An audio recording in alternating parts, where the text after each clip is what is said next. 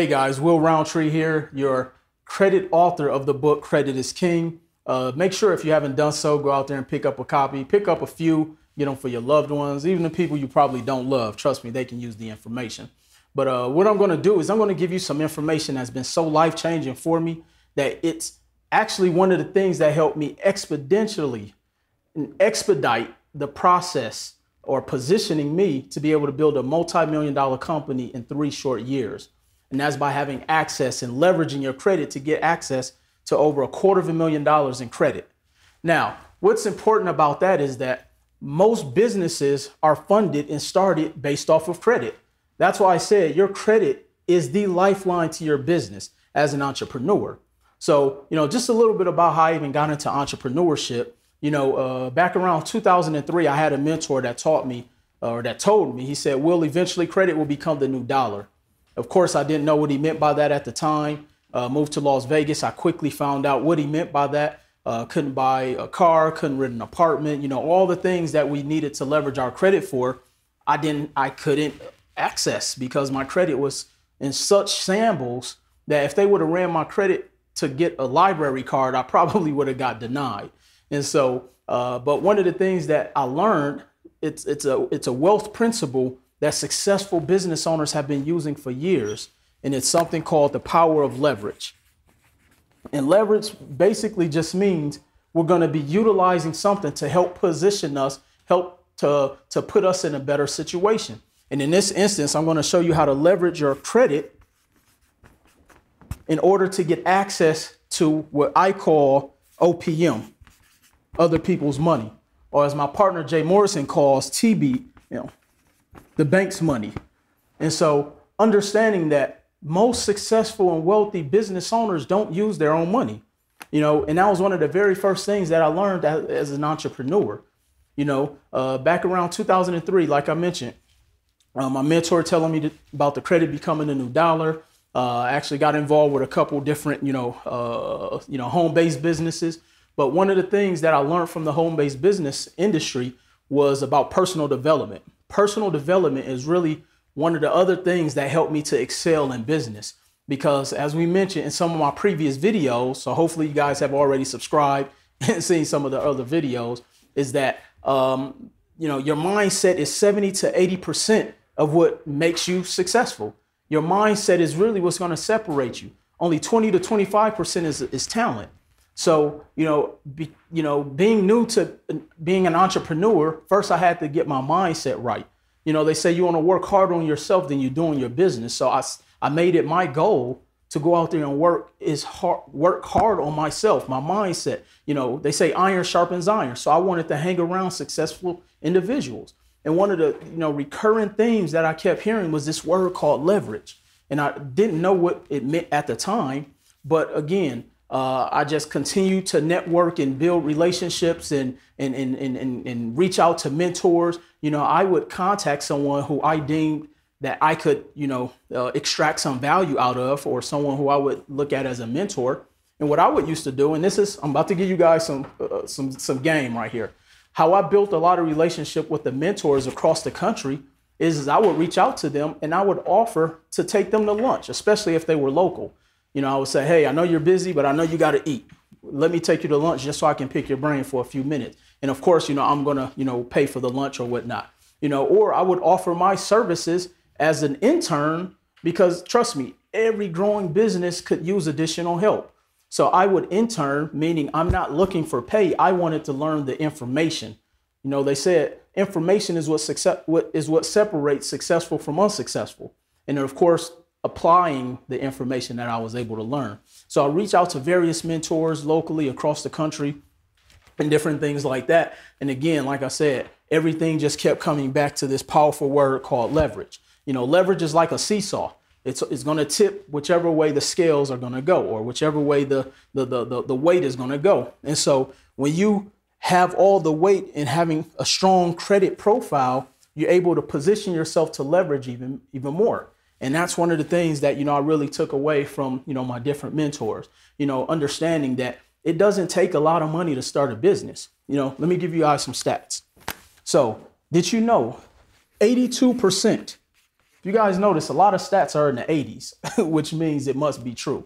So 82% of small businesses started their business utilizing credit cards. 82% of small businesses use their business starting by using credit cards.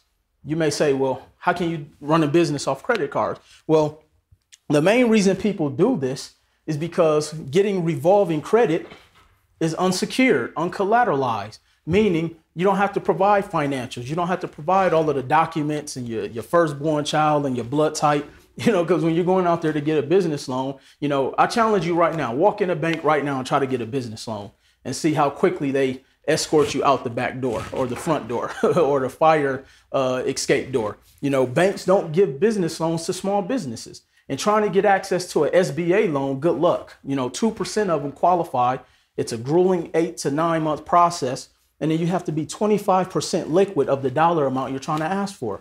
So if you're trying to borrow $100,000 in an SBA loan, you got to have $25,000 liquid.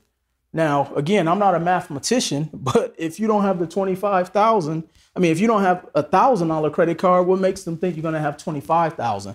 So really just understanding that I can go out there and start my business with a revolving credit card. Now, did you know most small businesses can be started with the budget of $1,000 to $5,000? What could additional $5,000 do for you right now to jumpstart your business? Help you at least with your marketing plan, get your LLC set up. All the things that you're going to need in order to position your credit to be able to leverage it, to be able to go out there and get access to the revolving credit that is out there, that's unsecured and uncollateralized. So now this statistic gets even more interesting. Out of that 82% who started their business on the revolving credit lines, the average credit card line of $1,000 yielded an additional $5,000 in revenue. $1,000 credit line yielded an additional $5,000 in revenue. So again, it doesn't take a bunch of money to start a business. You just have to get started. And how do you get started is by getting access to the information. So I hope you guys are locked in. Hope you got your pencils handy, your pen, or whatever form that you're using, because always remember a short pencil is better than a long memory. So we're going to go ahead and dive in to this life-changing information. So now, one of the things that I think a lot of us as entrepreneurs or business owners go through is that, we're always looking for that investor. We're always looking for that angel investor. Trust me, there's no fairy angel dust of investors out there willing to sprinkle their money to give to your business. It just doesn't exist. Investors only invest in investable businesses. So if you don't have an actual business and have a proof of concept, meaning your business is actually making revenue, most investors are not going to invest in that. Secondly, getting a business loan. We already saw that challenge, So I'm going to show you guys the quickest and most effective way to leverage your credit to go out there and build that multi-million-dollar business utilizing business credit. Okay. Now, back around 2010, 2011, while I was working, my 9 to 5, I was a W-2 employee. I worked for selling internet advertising, got very good at it, was able to make over a 6-figure income, over the past 4 years while I was there. I actually worked there about 7.5 years, but the latter part of my career there, I was making an excess of a 6-figure income every single year. But again, I wasn't content with that. $100,000 with the family, once you factor in taxes and inflation, that money goes very fast. And so I always knew there was more. So what I actually personally did is I leveraged my income to invest in a business. Again, there goes that word, leverage. I leveraged my income to invest in a business. Now, I wish I had the fairy tale story. I have more of a Shakespeare ending. That business failed miserably. But, one of the things that it taught me, now, first of all, I was disciplined enough not to give up. Now, I invested over $40,000 of my own capital, my own cash into that business, and it completely failed in under a year. Now, most people that would wipe out financially, mentally, and all those different things. But again, because of the time I put in earlier, of over the years of mentally preparing myself, becoming disciplined, having the mindset, handling those objections, I was able to pretty much get up and dust myself off and get back in the game. You know, it's no different than when you're playing sports. You go out there and you get fouled and the coach asks, are you injured or hurt? You know, if you're hurt, you can go back out there and play. So yeah, I was hurt. I was financially hurt. My feelings were hurt, you know, and all the other, you know, adjectives and different things.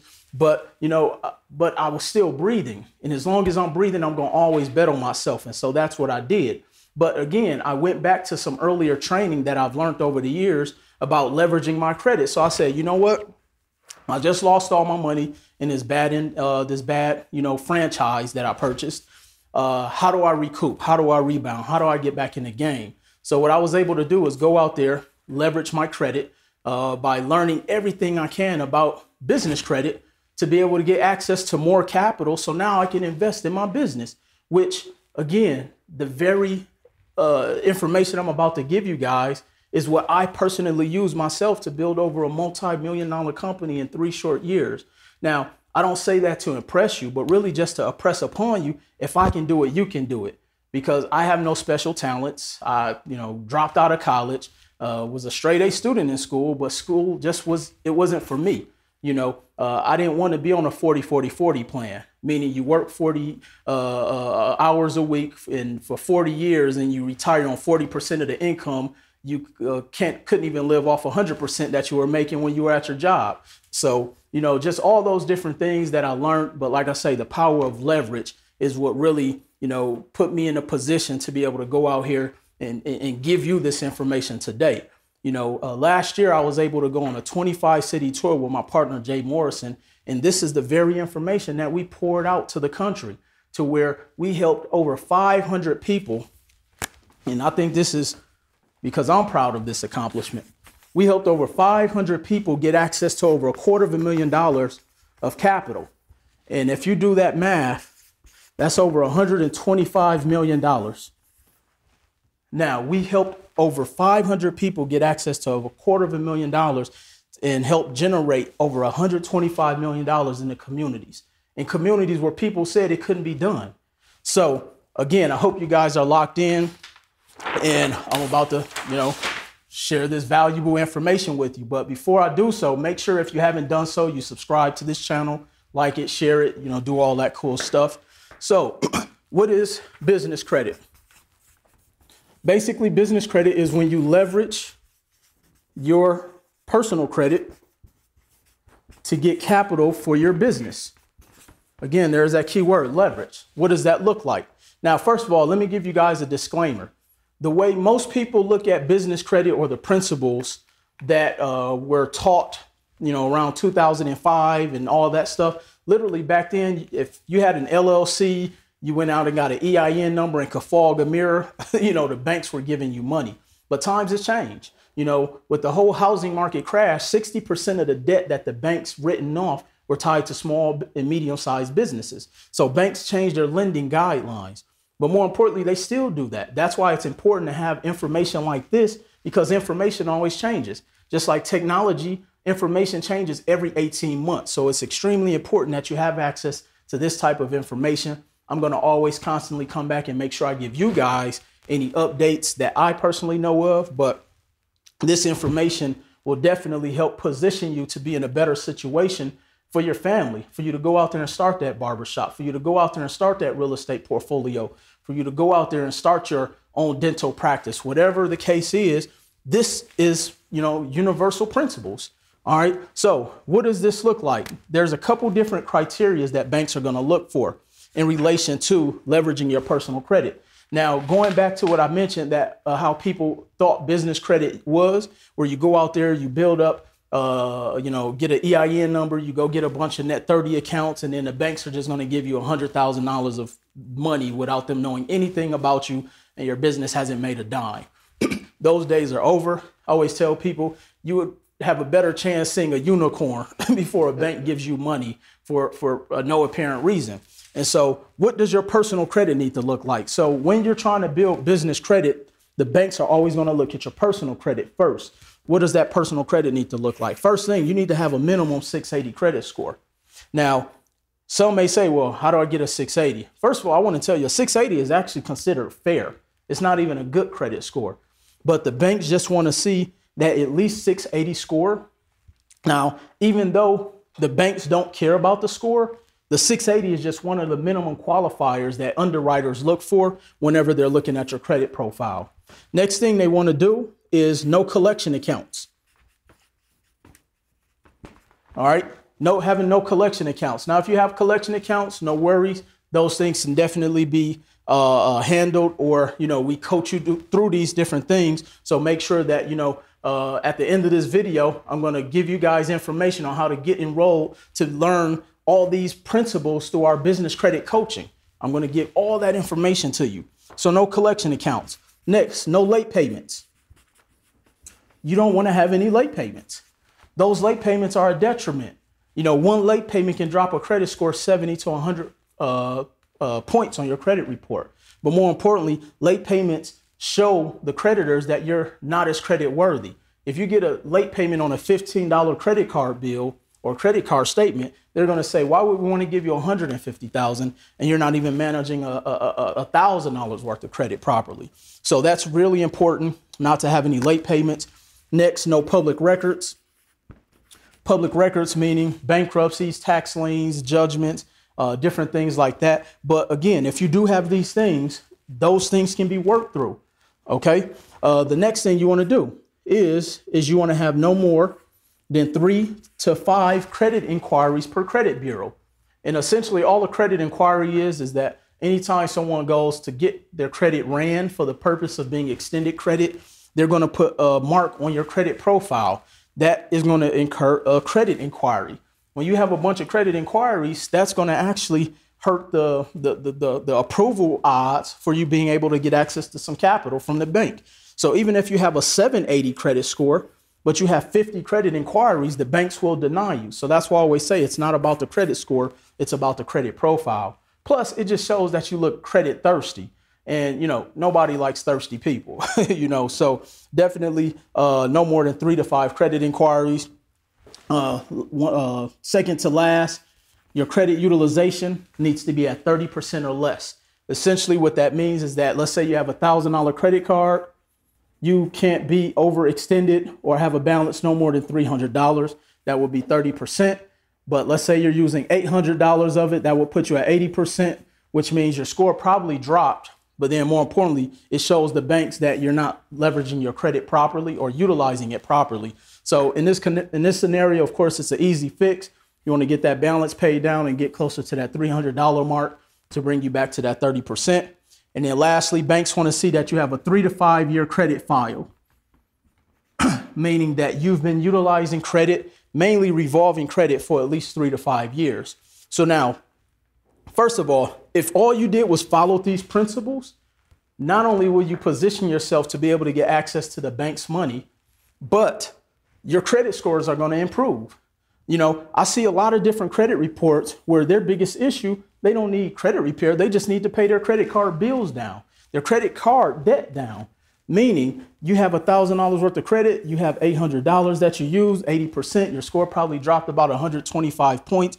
Just paying that down, your score goes back up literally over the next 30 to 45 days. So all of these are easy fixes.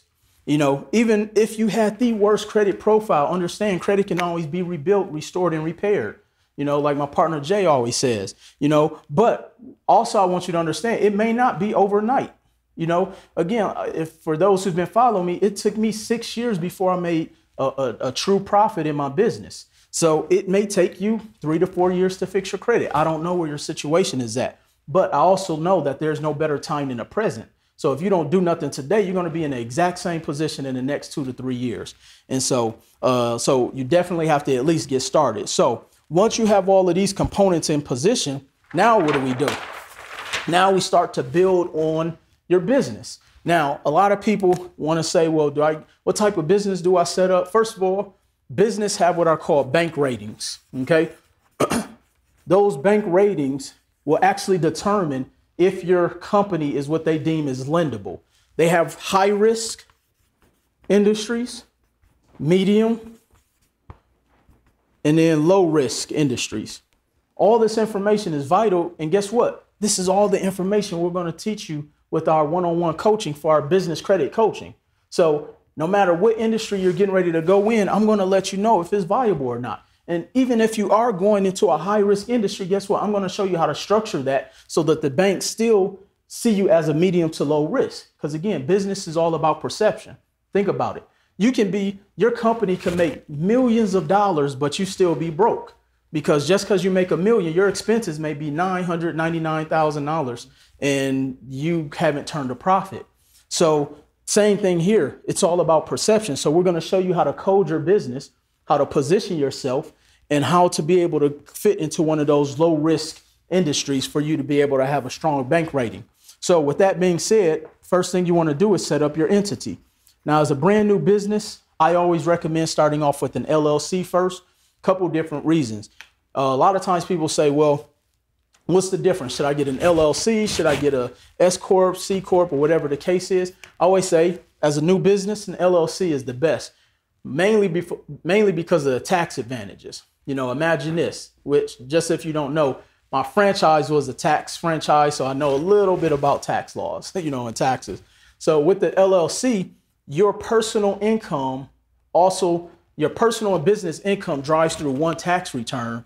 So what that does is it allows you to be able to expense, and write off expenses, which will decrease your adjusted gross income from your personal income. I'll give you guys a quick example of what that looked like. Let's say on your W-2 job, you make $50,000, and then on your business, you made $20,000, but you had $15,000 in expenses. Okay, so your total is $70,000 income. You made $15,000. All right, so now you're at $55,000. What your new adjusted gross income is. Now let's just say you only made $50,000. Your business made no money, but most startups have what? Expenses, and you still expense. Let's just say $20,000. You still made the 50 on your W-2. So now your adjusted gross income, they can only tax you on $30,000. Now, this information is usually reserved for high level business clients who pay, accountants and CPAs thousands of dollars to learn this information. I just gave you guys this information today.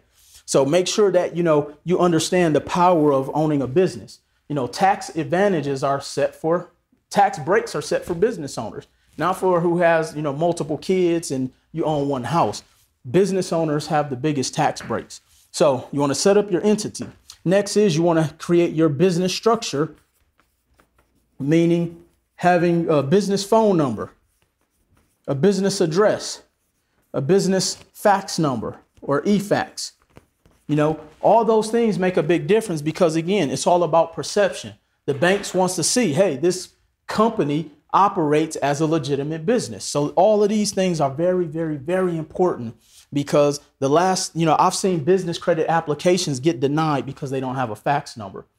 So one of the things that I really took as I was building my business is that I was doing all these things before I even knew that this needed to be in position to be able to get access to the bank's money. Again, because of the mentorship and the relationships that I had built over the years, and all I did was follow their lead.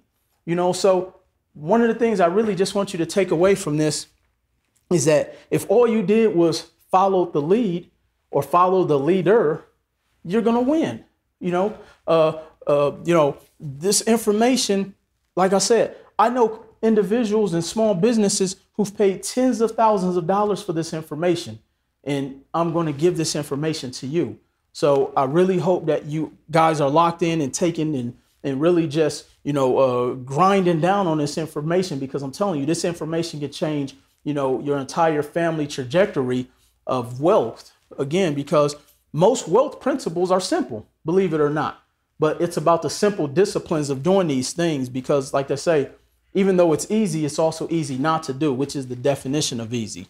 So business structure, phone number, business address, e-fax, and all those different things. So now I'm going to talk about the business side of your business profile, because one of the things a lot of people don't know is that there are business credit bureaus.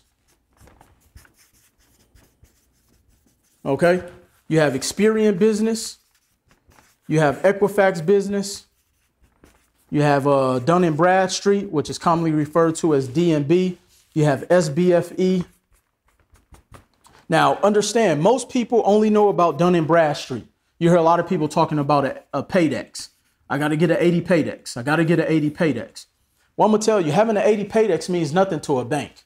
80% of banks don't even use DNB as a barometer to extend you credit. 80% of banks use Experian Business and Equifax Business. So understanding that, which is why this information in this course and this one-on-one coaching that we're giving people is so important. A lot of people have been, as I call it, hustling backwards.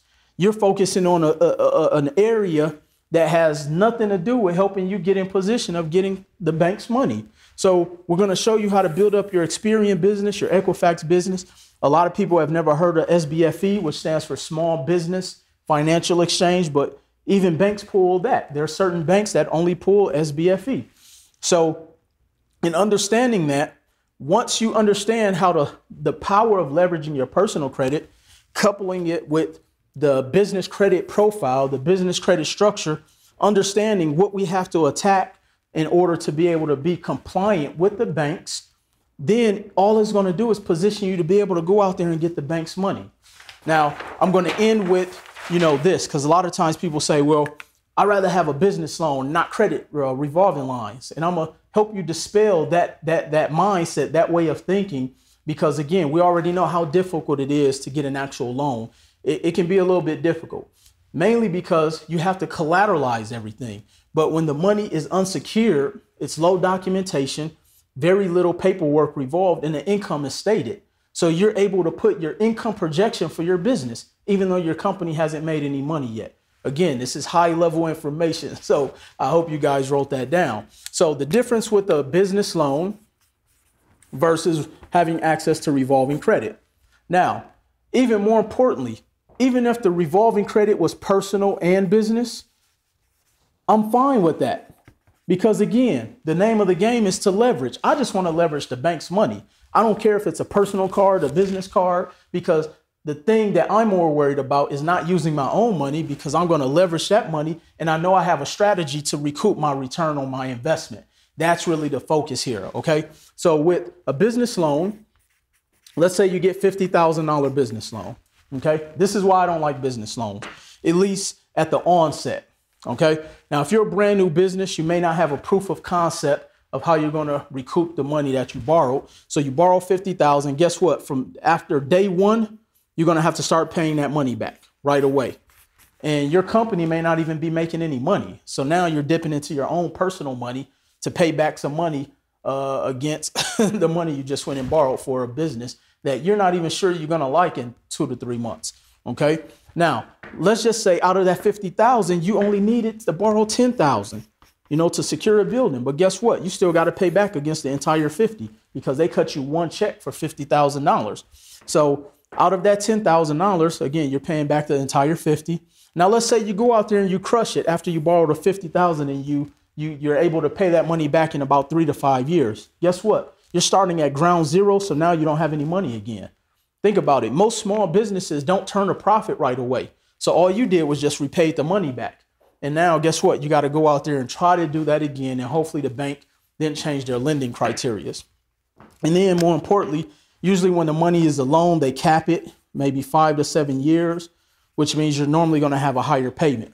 Now, I'm not against loans by any means. I just personally think, and this is what wealthy people think, or what wealthy people do, I should say, they go after revolving credit. This is how you position yourself to where you become the bank.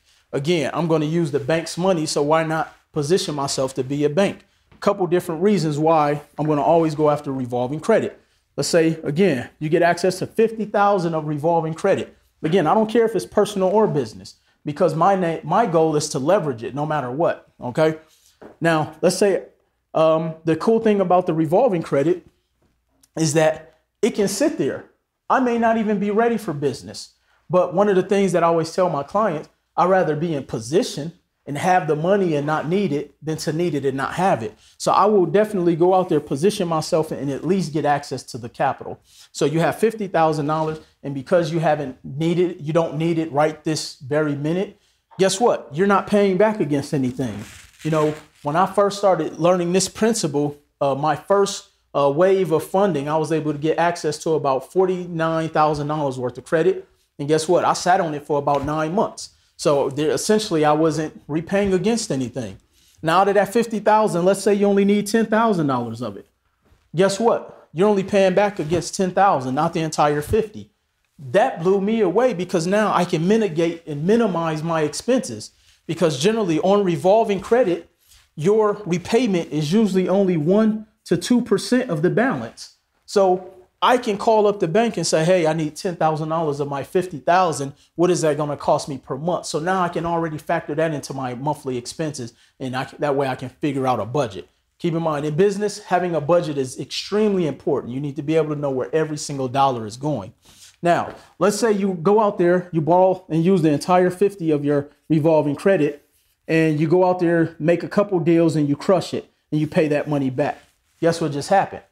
You're back. You have $50,000 at your disposal again. Again, that's the beauty of when the money is revolving.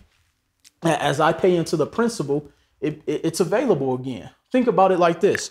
You know, when you go to the bank, you borrow money from you deposit your money to the bank, and the bank does what? They go out and they invest it.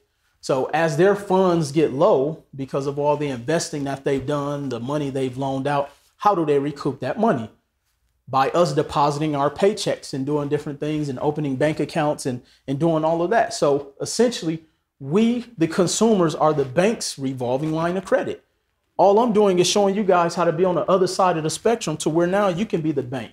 You control the revolving money. Okay. So now you pay the 50,000 off, you're back at 50,000. And now guess what you can do? The power of asking for a credit limit increase, a CLI. So the bank has seen that you're able to pay back that 50,000. So now you can go back and ask for 100. So now that 50,000 just became $100,000 for using the money that they already gave you, and you haven't done any additional work. You're able to continue to grow that money. So what I was able to do was go out there and take that $49,000. Now, mind you, I had lost $40,000 in a tax business, a tax franchise, I should say. Felt defeated. I felt, disgusted, and I thought everything was over. But those voices in my mind of all the audio books, of all the mentors, of all the accountability partners, all the people who truly cared about my well-being and the relationships I've built over the years, that time I had invested was telling me, look, get back out there, dust yourself off. And so I was able to learn these type of principles to be able to position myself, or I should say reposition myself, assert myself back out there in the world of entrepreneurship. And now I have a new game plan. Again, the information had changed from the time in 2013 to 2014 for me to be able to get access to new information. And that's why it's so important to have access to mentors, people who already tried and tested and done all of the things that you want to do, because all you have to do is follow their example or or follow their lead. They're going to lead you to the promised land. And they may not even be your direct mentor. You could be a mentee from afar. Like I said, I have hundreds of mentors who are all just my YouTube mentors. So, definitely this information has been so life-changing for me, life-changing for the, over 500 families and individuals and small businesses that we were able to touch last year on our 25-city tour. Again, we helped get access to over $125 million of capital for new small business. And now think about what that'll do for the economy, being able to help create jobs, pump money back into the economy. I mean, it just opens up so many doors, but it all starts with credit. Credit is the lifeline. I frequently go back to my hometown in Milwaukee, Wisconsin, and, I've used and leveraged the information and the power of credit to go back and educate people who felt that they had a lack of hope. They tried the corporate world, they tried the underworld, they done all the different things. But when I showed them this information, they were able to go out there with a little bit of information and leverage this information to help them position themselves to go and successfully open up and start and run these businesses that they've been able to do. As a real estate investor, for my real estate investors, you all know how difficult it is to get money from a bank to do your real estate deals. This is the easiest way to be able to get access to the bank's money to be able to do your real estate deals. Now, I know what you're saying. How do I buy a house with a credit card? Again, it's all about strategy, which is why you need to get signed up with our one-on-one coaching. I'm going to give you all of the tips and tricks and the nuts and bolts and the meat and potatoes of all this information. Because keep in mind, this is just the surface. Can you imagine what the full course entree meal is going to do for you? So definitely subscribe today. Let's get this information. Let's go out there. Let's empower lives. Let's change, family trees. Let's just build wealth together. So let me be your partner and let me show you what changed my life over 4 years ago. Again, to be able to help us build a multi-million-dollar company in 3 years. So again, my name is Will Roundtree, and I'll see you guys at the top.